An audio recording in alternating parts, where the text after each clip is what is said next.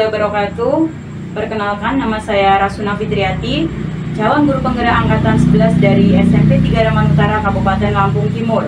Pada kesempatan kali ini, saya bersama Ibu Elvina Maya Puspa sebagai Kepala Sekolah SMP Negeri 2 Raman Utara akan melaksanakan wawancara terkait dengan tugas calon guru penggerak modul 3.1 tentang pengambilan keputusan berbasis nilai-nilai kebajikan. Assalamualaikum Ibu, selamat malam. Malam, waalaikumsalam warahmatullahi wabarakatuh. Mohon maaf Ibu mengganggu waktunya di malam ini ya Bu ya. Ya, tidak apa-apa. Ini saya mau wawancara sebagai tugas guru penggerak Ibu. Ibu udah berapa lama Ibu menjadi kepala sekolah? Sejak tahun 2017, artinya hampir 7 tahun. Kalau di sekolah yang ini Bu, yang di SMP 2 Raman? Kurang lebih 2 tahun. 2 tahun. Oh, ya. Lumayan ya Bu ya? Lumayan capeknya. Lumayan capek, lumayan problem masalah sekolah, banyak permasalahan yang harus saya hadapi. Nah ini yang mau saya wawancara terkait itu Bu. Pastinya sebagai kepala sekolah banyak sekali masalah terkait dengan mungkin siswa atau mungkin guru atau lingkungan sekolah.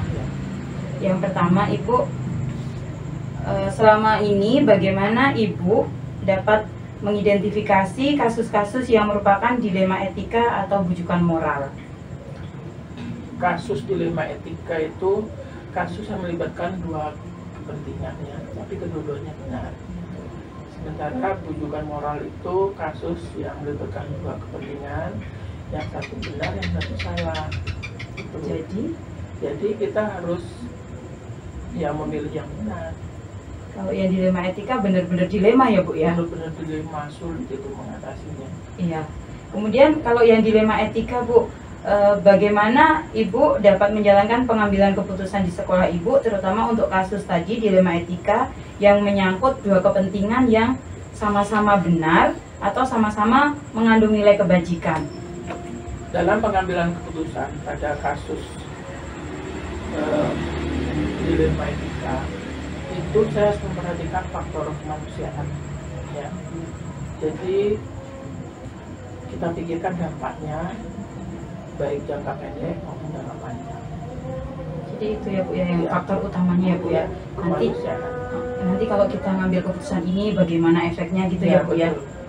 Dampaknya terutama yang kita dampaknya bagi kedua belah pihak mungkin ya Bu ya, bagi sekolah ataupun mungkin bagi yang pas melakukan kesalahan itu.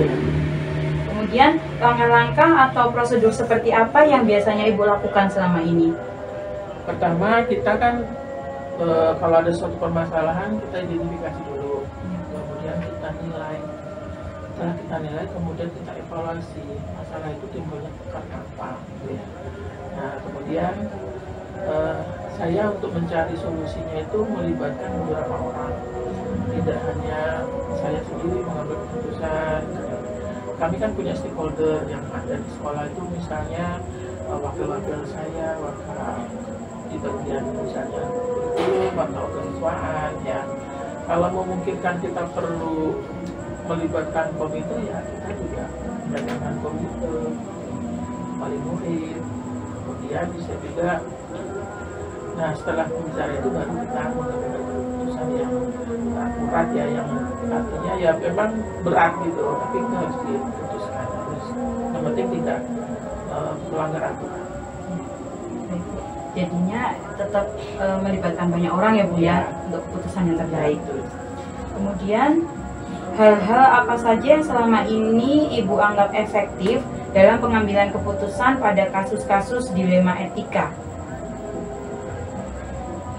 Yang saya lakukan tadi yang saya udah saya katakan tadi, bahwa kalau kita menyelesaikan suatu permasalahan kita tidak bisa harus saya sendiri gitu ya, selalu saya melibatkan ya. Misalnya kasus anak itu juga harus saya panggil orang tuanya, kemudian wali kelasnya, atau kalau perlu ya wakil di bidang kesiswaannya gitu ya. Jadi harus melibatkan banyak orang, nggak bisa sendiri. Kemudian keputusan itu baik apa tidaknya, dampaknya bagaimana, kemudian kalau sudah diputuskan ya itu harus walaupun berat ya itu harus kita kerjakan. Baik, Bu. Kemudian hal-hal apa saja yang selama ini merupakan tantangan dalam pengambilan keputusan pada kasus-kasus dilema etika? Hal-hal yang jadi tantangan itu kadang-kadang kita kan orang timur, Iya, Bu. rasa pekewo, Iya. ya kadang-kadang kasihan gitu kan kita gitu. Nah kemudian karakter guru juga kita harus memperhatikan yang punya masalah itu karakternya seperti apa. Kita nggak bisa menyamaratakan Semua orang gitu ya, Bu ya, orang. sifatnya sama Iya. gitu. Kemudian setelah itu apa ya? Selain terpos apa? Itu tadi selain itu kita harus memperhatikan dampaknya. Dampaknya itu yang lebih dahsyatnya itu hal yang positif atau Negatif. Kemudian Ibu, apakah Ibu memiliki sebuah tata cara atau jadwal khusus gitu dalam sebuah penyelesaian kasus dilema etika? Apakah Ibu langsung menyelesaikan di tempat atau memiliki sebuah jadwal untuk menyelesaikannya? Bentuk atau prosedur seperti apa yang biasanya Ibu lakukan? Kasus-kasus atau permasalahan itu kan kadang-kadang kita nggak tahu kapan terjadinya, kadang-kadang tiba-tiba ya. Iya, Bu. Ada kalanya juga penyelesaian itu bisa saat itu juga, kalau bisa diselesaikan saat itu. Tapi ketika masih ada waktu untuk menyelesaikannya, misalnya harus saya diskusikan dulu dengan orang tuanya atau wali, misalnya kalau kasus anak ya.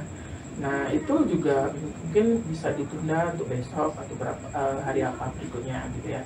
Terus juga kalau masih bisa diselesaikan dengan stakeholder yang ada di sekolah, misalnya saya harus diskusikan dengan misalnya kasus guru misalnya.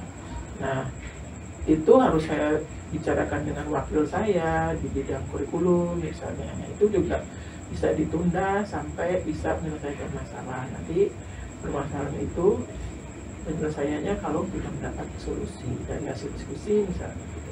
Jadi tidak ada jadwal khusus, tidak. Kalau bisa diselesaikan hari itu juga selesaikan. Tapi kalau Tergantung kondisi ya, Bu. Ya, tergantung kondisi dan permasalahan itu. Kalau harus segera ya Ibu langsung saya ambil keputusan gitu ya, Bu ya. betul. Kemudian adakah seseorang atau faktor-faktor apa yang selama ini mempermudah atau membantu Anda dalam pengambilan keputusan dalam kasus-kasus dilema etika?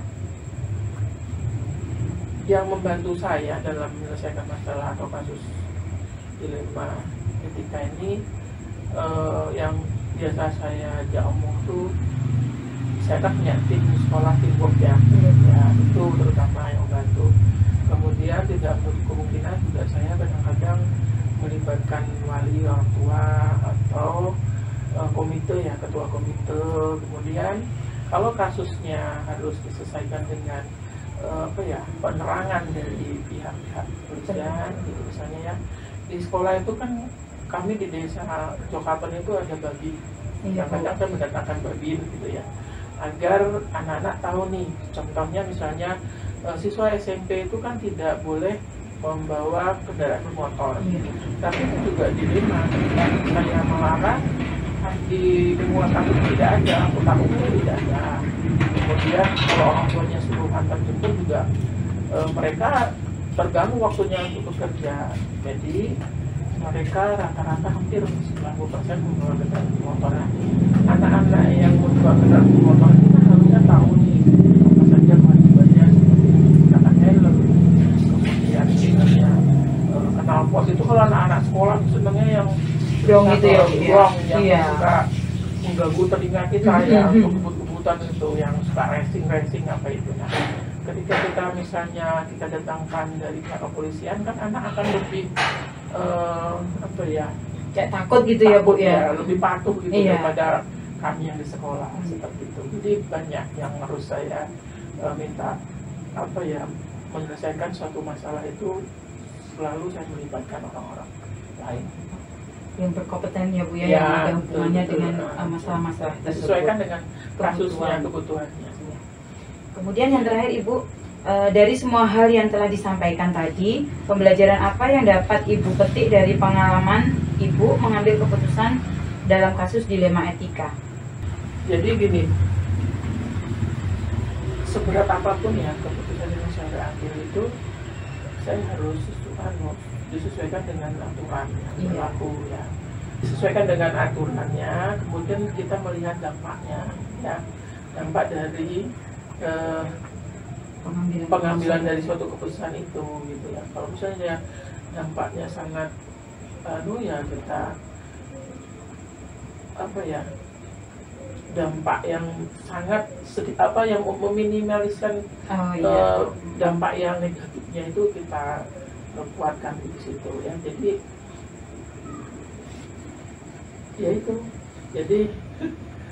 Jadi intinya dengan memperhatikan aturan pasti ya Bu ya. Kemudian yang kedua memperhatikan dampak, meminimalisir yang negatif sedikit gitu ya. Yang negatifnya sedikit, yang positifnya lebih banyak. Baik itu jangka panjang maupun jangka pendek. Betul.